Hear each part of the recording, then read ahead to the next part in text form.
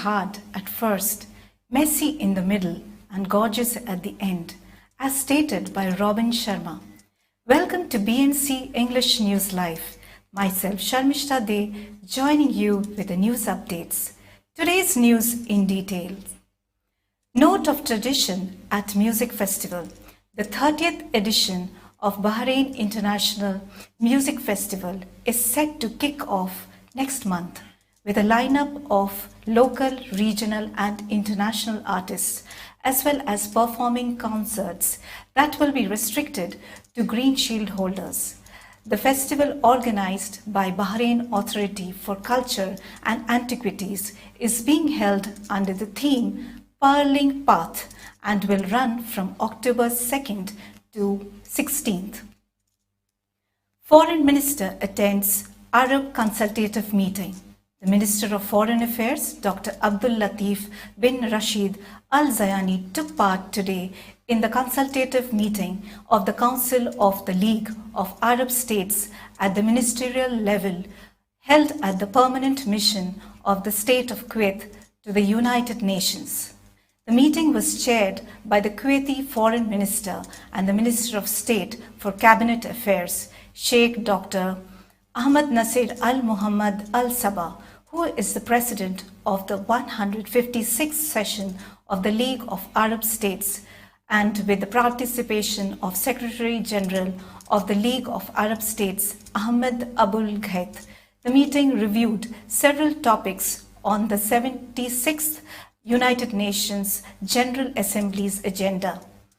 Development in dealing with the Palestinian issue at the UN, as well as coordination position regarding the international issues that will be discussed at the current UNGA. The meeting was attended by the permanent representative of the Kingdom of Bahrain to the United Nations in New York, Ambassador Jamal Faris Al Ruwai. First applied diploma for women parliamentarians in the Arab world, launched under the patronage of the Speaker of Bahrain's Council of Representatives, Fawzia bint Abdullah Zainal. The Center for Arab Parliamentary Diplomacy at the Arab Parliament today launched the first applied diploma for women parliamentarians in the Arab world, themed Modern Skills for Women Parliamentarians, Parliamentary Work.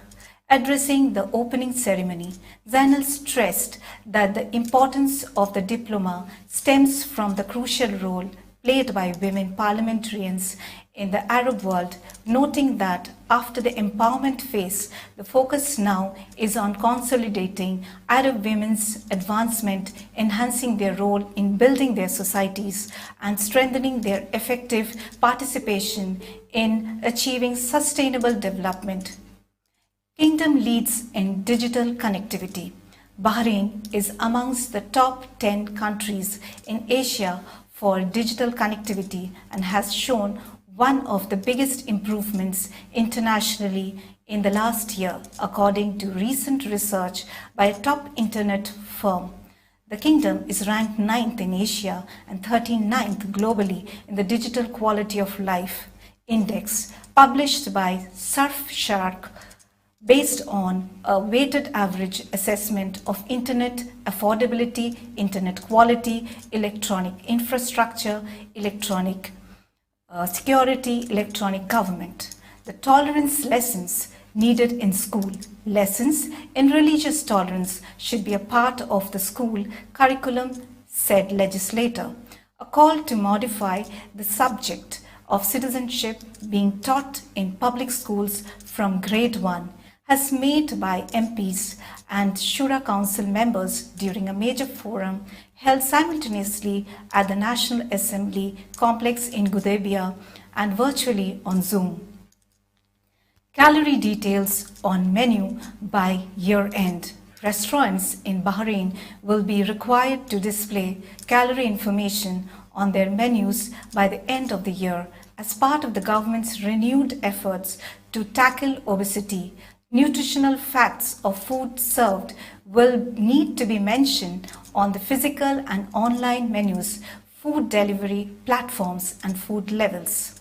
Foreign Minister leads team to UN session. Foreign Minister Dr. Abdul Latif Al-Zayani headed Bahrain delegation to the opening session of the United Nations General Assembly in New York under the theme Building Resilience through Hope to Recover from COVID-19, Rebuild Sustainability, Respond to the Needs of the Planet, Respect the Rights of People, and Revitalize the United Nations at the invitation of Secretary General Antonio Guterres and the 76th Session President Abdullah Shahid.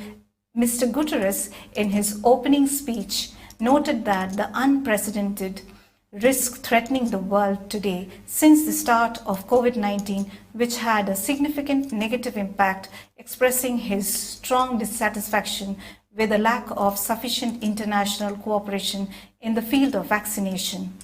Bahrain yesterday recorded 69 COVID-19 cases alongside 80 recoveries and no fatalities. Of the new cases, 40 were expat workers, 21 contacts of local cases, and 8 travel-related. We will be back after a short break. Welcome back.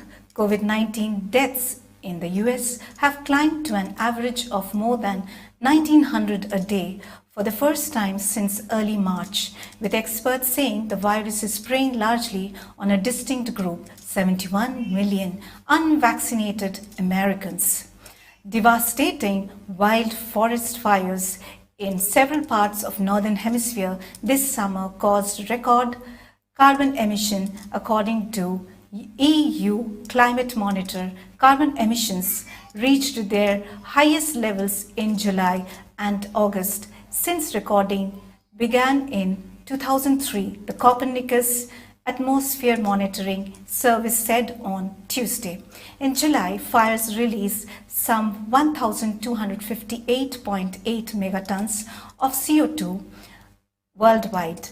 According to the estimates, this level rose to 1,384.6 megatons in August, as reported by DPA. The fire burned with unprecedented intensity and for longer than as usual.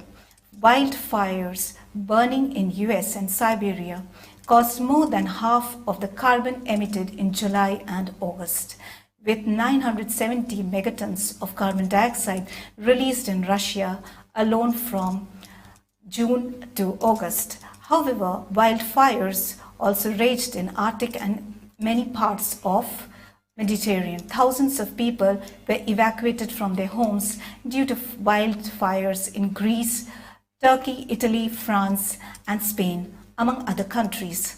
Emergency crews battled to prevent further damage, but were hampered by drought and unseasonably hot weather in many places.